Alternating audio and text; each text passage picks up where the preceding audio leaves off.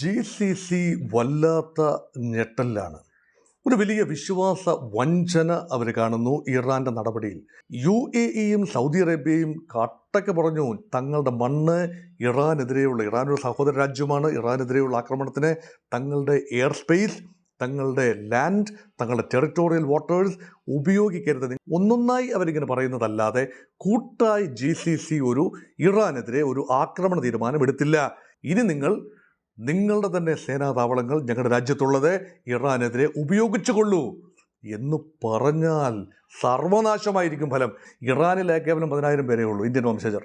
അതുപോലെ ഇസ്രയേൽ 1,00,000 പരം പേരേ ഉള്ളൂ. പക്ഷേ അങ്ങനെയല്ല UAEയിലെ കാര്യം, അങ്ങനെയല്ല സൗദിയിലെ കാര്യം. ഒമാൻ ഇനി ഒരുപക്ഷെ മധ്യസ്ഥ ശ്രമത്തിന് ശ്രമിക്കുമെന്നല്ലാതെ യുദ്ധം അവസാനിപ്പിക്കണമെന്നൊക്കെ പ്രസ്താവന നടത്തുന്നുണ്ട്. പക്ഷേ ഇറാനോടൊപ്പം ചേർന്ന് നിന്നുകൊണ്ട്, പക്ഷം പിടിച്ച് നിന്നുകൊണ്ട് യുദ്ധം ചെയ്യാനൊന്നും ഒമാൻ എന്ന രാജ്യത്തിന് ത്രാണിയില്ല, പാങ്ങില്ല, പോവില്ല. അതാണ് സത്യം. പിന്നെയുള്ള വൻപൻ പ്രതീക്ഷ ചൈനയും റഷ്യയുമാണ്. സ്വന്തം കാര്യം സിന്ദാബാദ് എന്ന് നോക്കി നിൽക്കുന്ന ഒരു രാജ്യമാണ് ചൈന. ചൈനയുമായി അതിർത്തി തർക്കമുള്ള ഏതെങ്കിലും രാജ്യമാണ് എങ്കിൽ ചൈന ഉടനടി കയറി ഇടപെടും, ഒരുപക്ഷെ യുദ്ധം ചെയ്യും. പക്ഷേ ഇത് അതിർത്തിയൊന്നും വിഷയമല്ല. ആണവായുധങ്ങളുള്ളത് ഇറാന് മാത്രമല്ല, നോർത്ത് കൊറിയയ്ക്കുമുണ്ട്, ഇസ്രയേലിനുണ്ടല്ലോ. അതൊക്കെ നശിപ്പിച്ചിട്ട് വാ, എന്നിട്ട് ഇറാനിൻ്റെ മേൽ കുതിര കയറാം എന്ന് ചിന്തിക്കുന്നത് ഒരു ഇരട്ടത്താപ്പല്ലേ. അപ്പോൾ അതുകൊണ്ട് ഹിസ്ബുള്ളയുടെ നടുമുടിഞ്ഞു എന്നത് ശരിയാണ്, പഴയ പ്രഹരശേഷി ഇല്ല. ഡോക്ടർ മോഹൻ വർഗീസ്, ഇറാന്റെ ആക്രമണങ്ങൾക്കെതിരെ ഒന്നിച്ചു നീങ്ങാൻ ഗൾഫ് സഹകരണ കൗൺസിൽ അഥവാ GCC തീരുമാനമെടുത്തിരിക്കുകയാണ്. ആവശ്യമെങ്കിൽ ശക്തമായ ആക്രമണത്തിന് മറുപടി നൽകുന്നതടക്കം സ്വയം പ്രതിരോധത്തിനുള്ള എല്ലാ നടപടികളും സ്വീകരിക്കുമെന്ന് ഗൾഫ് രാജ്യങ്ങൾ പ്രഖ്യാപിക്കുകയും ചെയ്തിട്ടുണ്ട്. അപ്പോൾ ഗൾഫ് രാഷ്ട്രങ്ങൾ അല്ലെങ്കിൽ അറബ് ലോകം ഇറാനെ ആക്രമിക്കുമോ? അതിനുള്ള സാധ്യതയുണ്ടോ? GCC വല്ലാത്ത ഞെട്ടലിലാണ്. ഒരു വലിയ വിശ്വാസ വഞ്ചന അവർ കാണുന്നു ഇറാന്റെ നടപടിയിൽ. ഇറാൻ ആക്രമിക്കുമെന്നൊക്കെ പറഞ്ഞു. യുദ്ധം മൂത്താൽ അമേരിക്കൻ സേനാതാവളങ്ങൾ തങ്ങളുടെ രാജ്യത്തുണ്ട്, GCC രാജ്യങ്ങളിലുണ്ട്. അവിടെ എല്ലാം തന്നെ തങ്ങൾ ആക്രമണം അഴിച്ചുവിടുമെന്ന് പറഞ്ഞു. ഇത് കേവലം ഒരു വെർബൽ റെറ്ററിക് എന്നതിൽ കൂടുതൽ അർത്ഥമൊന്നും ഗൾഫ് രാജ്യങ്ങൾ എടുത്തിട്ടില്ല. ഈ ഗൾഫ് രാജ്യങ്ങൾ എന്ന് ഉദ്ദേശിക്കുന്നത് GCC മേഖലയിലെ 6-7 രാജ്യങ്ങളാണ്. അതിൽ പ്രധാനപ്പെട്ടത് സൗദി അറേബ്യയാണ്. പിന്നെ ഖത്തർ ഉണ്ട്, നിഷ്പക്ഷ രാജ്യം, പലപ്പോഴും ചർച്ചക്കൊക്കെ മുന്നോട്ട് വരുന്ന ഖത്തറുണ്ട്. UAE ഉണ്ട്, പല എമിറേറ്റുകളുടെ സമാഹാരമായ UAE ഉണ്ട്. ബഹ്റൈൻ എന്ന ചെറിയ രാജ്യമുണ്ട്. കുവൈറ്റ് ഉണ്ട്. ഇതെല്ലാം തന്നെ ഗൾഫ് മേഖലയുമായി സാന്നിധ്യമുള്ള അല്ലെങ്കിൽ പേർഷ്യൻ ഗൾഫുമായി തീരം പങ്കുവയ്ക്കുന്ന രാജ്യങ്ങളാണ്. ഈ രാജ്യങ്ങളിലെല്ലാം തന്നെ ഇറാൻ്റെ ആക്രമണമുണ്ടായി. നോക്കൂ, ഖത്തറിലുണ്ടാകുന്ന മനസ്സിലാക്കാം. കാരണം ഖത്തർ നിഷ്പക്ഷ രാജ്യമാണ്, ചർച്ചയ്ക്ക് വേണ്ടി ആതിഥ്യമരുളുന്ന രാജ്യമാണ്, സമ്മതിക്കുന്നു. പക്ഷേ അവിടെയാണ് സെൻട്രൽ കമാൻഡിൻ്റെ ആസ്ഥാനം, CENTCOM, അമേരിക്കയുടെ വ്യോമ സംവിധാനം എല്ലാം കൺവേർജ് ചെയ്യുന്നത്, കമാൻഡ് കൺട്രോൾ കമ്മ്യൂണിക്കേഷൻ സംവിധാനങ്ങൾ അവിടെ നിന്നാണ് ഓപ്പറേറ്റ് ചെയ്യുന്നത്. അതുകൊണ്ട് സ്വാഭാവികമായും ഖത്തർ തലസ്ഥാനമായ ദോഹ ആക്രമിക്കപ്പെടാം. കഴിഞ്ഞ 2025 ജൂണിൽ നടന്ന യുദ്ധത്തിലും സിംബോളിക്കായി ഖത്തറിൻ്റെ തലസ്ഥാനം ആക്രമണ വിധേയമായി ഇറാനിൽ നിന്നും. ഇപ്രാവശ്യവും അത് സംഭവിച്ചു.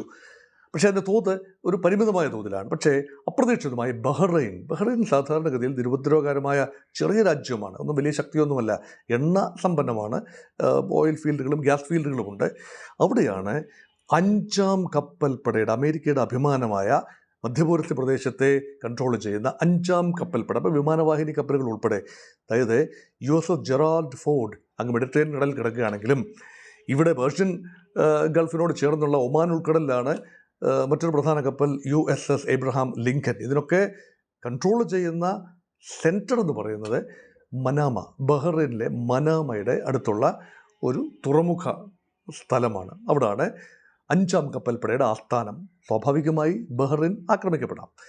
പിന്നെ ജോർദാൻ, ഈ GCC എന്ന് പറയാനാവില്ല എങ്കിലും ആ കടലിനോട് ചേർന്ന് കിടക്കുന്ന രാജ്യമല്ല, ഇസ്രായേലിൻ്റെ അടുത്ത് കിടക്കുന്ന രാജ്യമാണ്. അവിടേക്ക് ആക്രമണം വന്നു. എന്തുകൊണ്ടാണ്?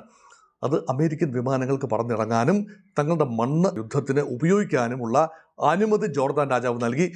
ജോർദാൻ ആക്രമിക്കപ്പെട്ടാൽ കുറ്റം പറയാനാവില്ല, കാരണം ആ മണ്ണ് ഉപയോഗിക്കപ്പെട്ടു. അതേസമയം UAEയും സൗദി അറേബ്യയും കട്ടക്ക് പറഞ്ഞു തങ്ങളുടെ മണ്ണ് ഇറാൻ ഒരു സഹോദര രാജ്യമാണ്. ഇറാനെതിരെയുള്ള ആക്രമണത്തിന് തങ്ങളുടെ എയർ സ്പേസ്, തങ്ങളുടെ ലാൻഡ്, തങ്ങളുടെ ടെറിട്ടോറിയൽ വാട്ടേഴ്സ് ഉപയോഗിക്കരുത്, നിങ്ങളുടെ സൈനിക താവളങ്ങളുണ്ട്. അത് അമേരിക്ക അക്ഷരാർത്ഥത്തിൽ പാലിച്ചു. ഇവിടെ നിന്നൊന്നും തന്നെ ഒരു മിസൈലും ലോഞ്ച് ചെയ്യപ്പെട്ടില്ല ഇറാനെതിരെ. ഒരു എയർക്രാഫ്റ്റും ഈ രാജ്യങ്ങളിലെ റൺവേകളിൽ നിന്നും പറന്നുയർന്നില്ല, ജോർദാൻ ഒഴിച്ച്. പക്ഷേ ഇറാൻ അവർ പറഞ്ഞത് പാലിച്ചു. രാജ്യങ്ങളിലേക്കെല്ലാം.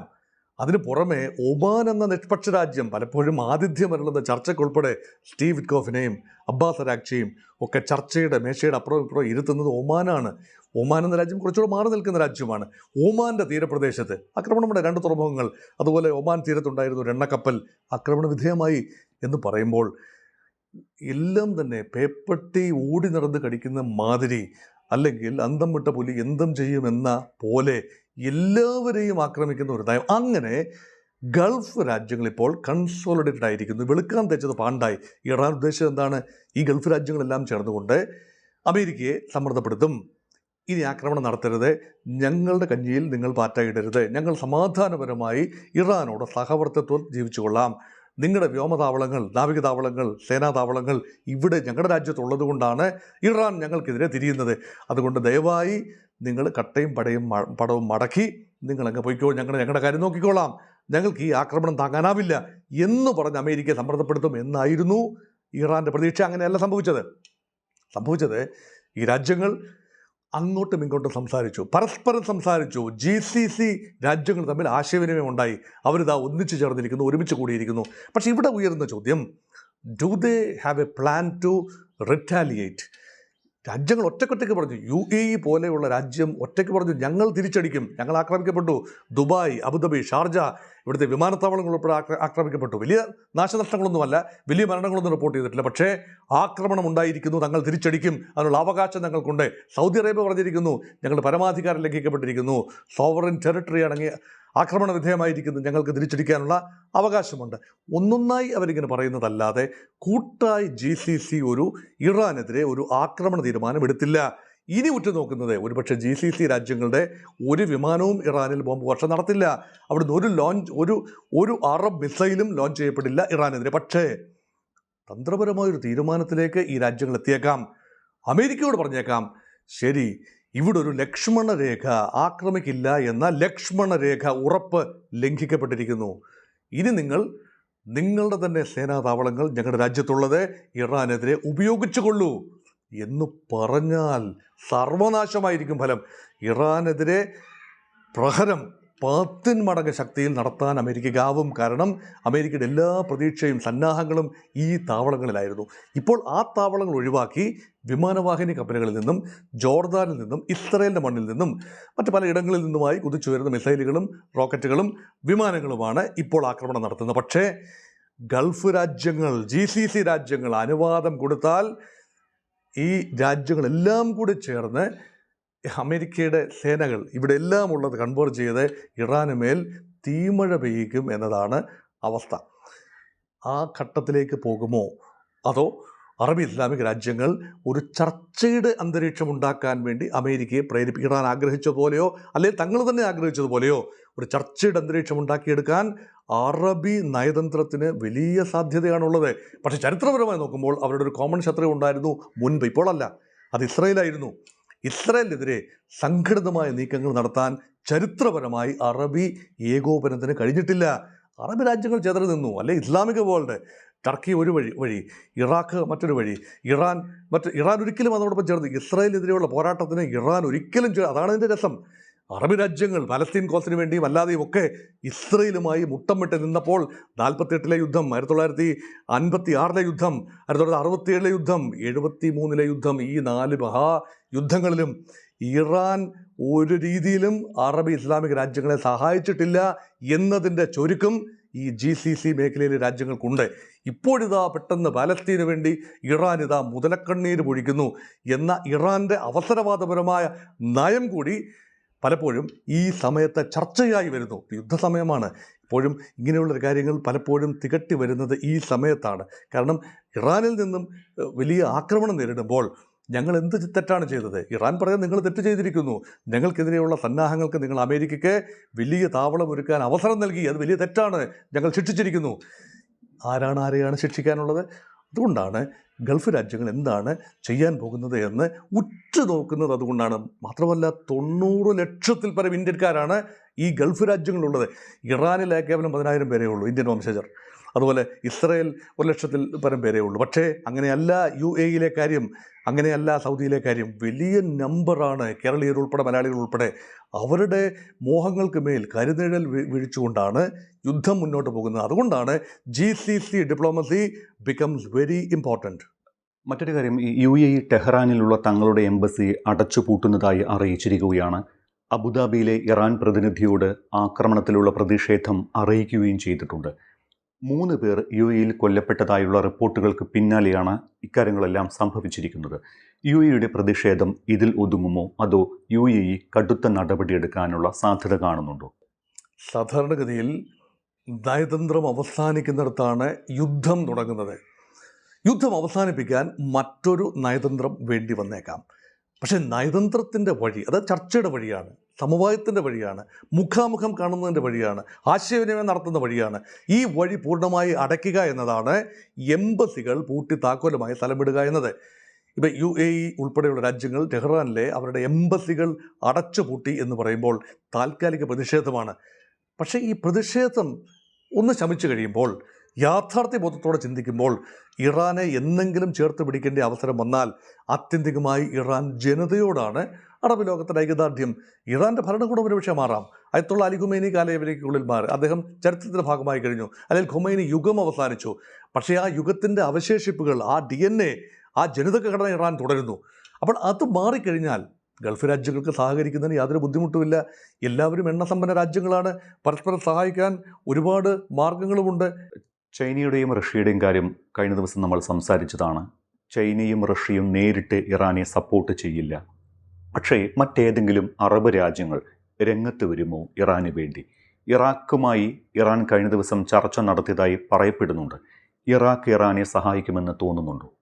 ഈ എല്ലാവരുടെയും നാവിൻ തുമ്പിലെ പ്രധാന ചോദ്യം, മനസ്സിലെ വലിയ ചിന്ത, ഇറാന് അനുകൂലമായി ആരെങ്കിലും വരുമോ? ഇപ്പോൾ ഇറാൻ ഏതാണ്ട് പൂർണ്ണമായി ഒറ്റപ്പെട്ടൊരവസ്ഥയിലാണ്. ഇറാൻ അനുകൂലമായി ഏതെങ്കിലും കാരണവശാൽ ഏതെങ്കിലും ഒരു രാജ്യത്തിന് വരാൻ പറ്റുമോ?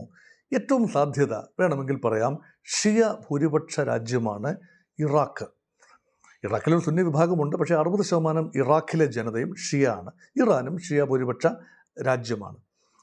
പക്ഷേ ഇറാഖിൻ്റെ ഭരണകൂടത്തെ നിയന്ത്രിക്കുന്നത് ഭാഗികമായി മാത്രമാണ് ഇറാൻ അനുകൂല എലമെൻറ്റുകൾ.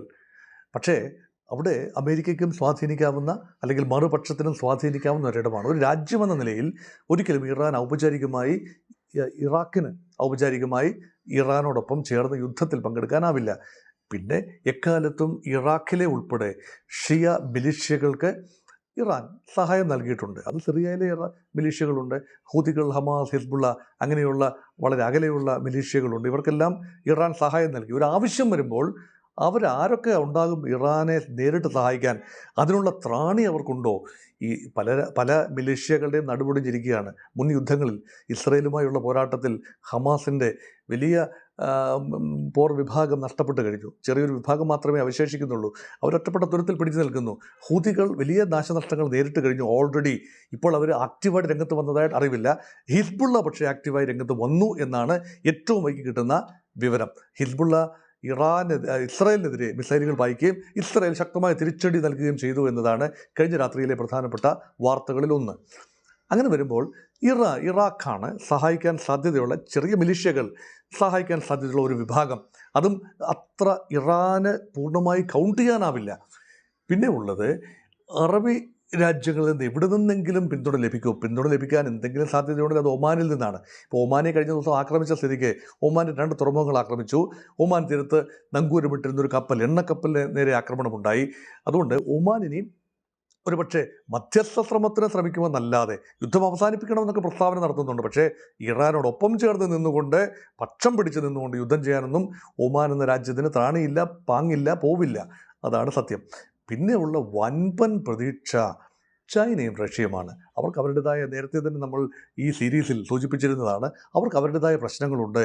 റഷ്യ ഓൾറെഡി എൻറ്റാങ്കിൾഡാണ് മറ്റൊരു യുദ്ധത്തിൽ, ഉക്രൈനെതിരായ യുദ്ധത്തിൽ.